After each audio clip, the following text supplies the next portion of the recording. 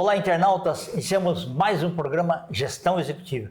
O programa está ultra top, porque nós temos aqui um profissional da mais alta qualidade. Pedro Panos, obrigado, viu? Quando eu vi a tua outra entrevista na TV Relacionamento, eu falei, não, eu preciso entrevistar essa figura ímpar. Nossa Senhora. Gratidão, tá? Tá. Kenji, muito obrigado aí pelo convite. Eu estou muito feliz de estar aqui e trazer um pouco da minha trajetória profissional. Por favor. E ver o quanto isso pode ser útil, esse compartilhamento, para trazer alguns insights, alguns aprendizados que a gente foi acumulando nessa longa jornada aí.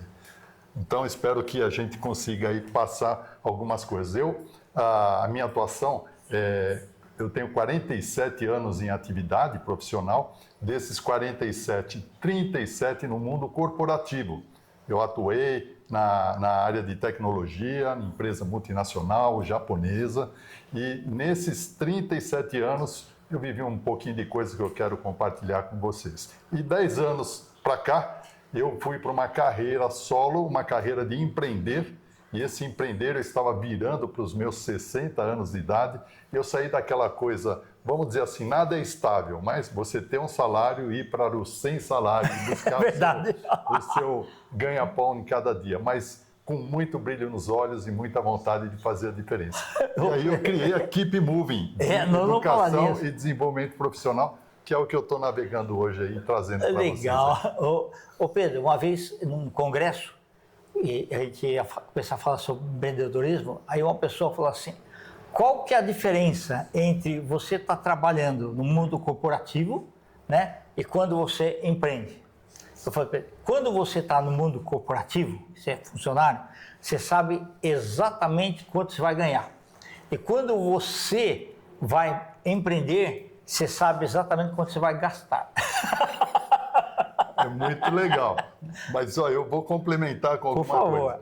Principalmente, eu acredito, cada vez mais no mundo que a gente vive hoje, não tem volta. Não importa o que você faça e como faça, você precisa empreender. Então vamos traduzir um pouco o que é esse empreender. Quando você está no mundo corporativo, você pode sim empreender com a diferença. O capital de risco é do empresário, do dono da empresa. Então, você tem uma oportunidade de aprender a fazer a gestão de riscos, aprender a criar negócios, experimentar, testar, e um cara que está atrás de você apostando. Lógico, né? Quando você põe a sua pele em jogo, ele também está pondo a pele em jogo, mas que ele está arriscando o capital dele. Então, o empreender é o ato de você traduzir necessidades em oportunidades, em coisas que vão beneficiar pessoas, a empresa, sociedade e trazer retorno para o seu negócio, para o negócio que você está atuando. Então, empreender é super importante. E aí eu vejo que tem essa vantagem, principalmente quem está começando, você mitiga o risco tendo um sócio que é o teu empregador. Perfeito. Como que saiu o nome da empresa? Foi difícil ou não? Keep Moving? Não, Keep Moving, ele saiu do seguinte, quando eu fiz a minha jornada profissional, a gente olha para trás, depois eu falei 30 e 47 anos de rodagem, né? Quando a gente olha para trás, você consegue fazer aquela historinha do Steve Jobs de conectar os pontos. E aí eu comecei a olhar, né, que a minha trajetória e as minhas evoluções foram decorrentes de movimentos que eu fui fazendo, muitas vezes inconscientemente. Então, hoje, eu vejo assim, com esse mundo totalmente difícil, caótico, a gente consegue navegar por oportunidades se a gente estiver caminhando, se a gente estiver em movimento. Por quê? Em movimento é onde as coisas aparecem. Por mais que você planeje, por mais que você faça introspecções, na hora que você põe o pé na quadra, no campo, as coisas aparecem, o mistério lá acontece.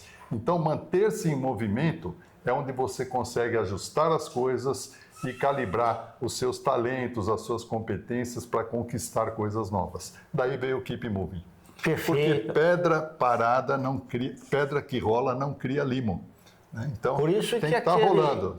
Aquela banda famosa que é o Rolling Stones. Pedras rolando. Pedras rolando. Eles são famosos até hoje. É isso aí, ó. Você vê a longevidade deles. A longevidade deles, é verdade. E na época que eles colocaram o nome, o pessoal falou, isso daí não pega, não. Não, pegou e continua por várias gerações, né? É isso mesmo. Mas eu mesmo. gosto muito do Keep Move, porque você está assim, você tem que estar sempre em movimento. Sempre em movimento. A vida é movimento, né? O coração da gente está batendo o tempo todo. Parou de movimentar, acabou a vida, né? A gente viu aqui, né, outras pessoas que você entrevistou também, de falar de movimento, né? É importante de a gente estar nesse giro aí, né, dessa camada da vida aí que traz as oportunidades, né? É verdade, viu? Ô Pedro, e você é um palestrante também, aliás, um dos grandes palestrantes, né? Como que é a tua preparação quando te chamam para um tema que às vezes você é chamado assim, olha, eu preciso de um negócio, mas totalmente diferente, você tem que estudar, né? Não, tem que estudar, a gente vê o seguinte, né? O ponto principal são as experiências, né? O que a gente vê, a gente tem muita informação. Informação hoje hoje não, já faz tempo, é uma commodity, está disponível em todo lugar.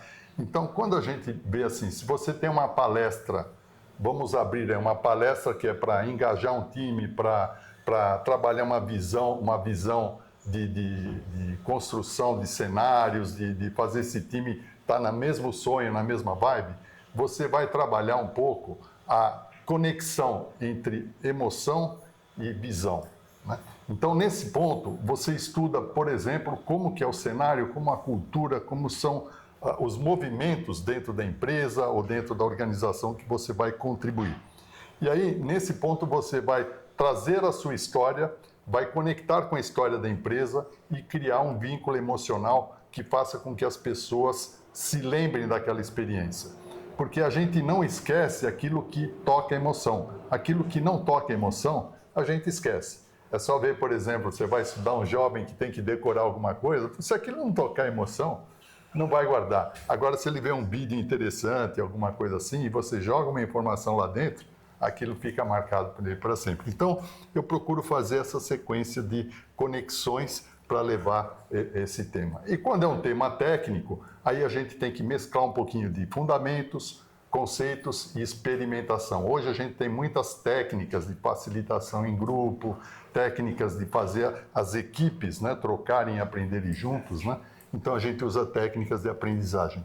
Legal. Ô Pedro, e você sempre se preocupou com a parte, é lógico que a parte técnica é fundamental, né, que são os atributos lá dos profissionais que vão atuar, mas você sempre se preocupou com o comportamental para atingir os objetivos. Queria que você falasse um pouquinho disso daí também. Olha, Kendi, é uma coisa que assim me chama a atenção. Eu não sei, é da natureza de cada um. Eu vejo assim 3 pilares que são importantes, né? Um deles, não 3 pilares. Você tem tecnologia, você tem negócios e você tem pessoas, né? Não faz sentido a gente ter tecnologia, não faz sentido a gente ter negócios se o principal, que é quem é beneficiado, são as pessoas que estão de fora, né? Então, eu sempre procurei ver o seguinte, na minha própria evolução profissional, eu abri mão, às vezes, de oportunidades que tinham foco em negócio, que tinham foco até de mais aprendizado em tecnologia, porque eu entendia que fazia sentido eu ter uma equipe que todos crescem juntos. Eu tive experiências no mundo corporativo de turnaround, que são grandes mudanças, cortes que a gente faz em grandes quantidades, volumes de pessoa que a gente vê o tempo todo, né? E eu abri mão de cargo, eu abri mão de posições, porque era solicitado a eliminar, cortar pessoas que eram do meu time, pessoas de confiança que junto comigo construíram um negócio. Então são decisões que a gente toma e a gente prioriza. E aí são coisas que estão atreladas aos valores que a gente tem dentro da gente. E esses valores é o que leva a gente a fazer escolhas e a tomar decisão. Por isso, eu vejo o seguinte, a vida da gente só faz sentido quando a gente toca, quando a gente troca, quando a gente compartilha coisas com pessoas. Quando a gente deixa essa vida, esse mundo, a gente vai, se fez o bem, a gente vai saber que está no coração, está na mente de alguma pessoa. A gente continua vivo. Agora, se você fez um grande negócio, ninguém vai lembrar disso daí. Então, por isso que acabo inconscientemente tendo esse fator para mim é muito motivador quando a gente consegue caminhar junto e construir junto. E não é fácil, mas esse que é o desafio. Ô Pedro, você é uma aquele tipo de pessoas que, mesmo que o chão abriu, você olha para trás e não tem onde passar o problema, você encara. O que te dá essa segurança? É tudo que você estudou e ter uma convicção de que você vai superar esse obstáculo? Olha, Kenji, não é tão simples assim. Bom, você já fez isso, Mas olha assim, eu estava falando das conexões de pontos, né?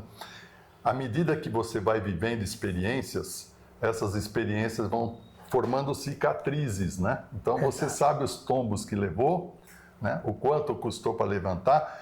E assim, o importante não é quantos tombos levantou, mas sim quantas vezes você levantou, né? É verdade. Então, o que eu vejo é o seguinte, a gente vai adquirindo nessa jornada uma série de aprendizados. E nessa série de aprendizados você ganha o que a gente chama de maturidade.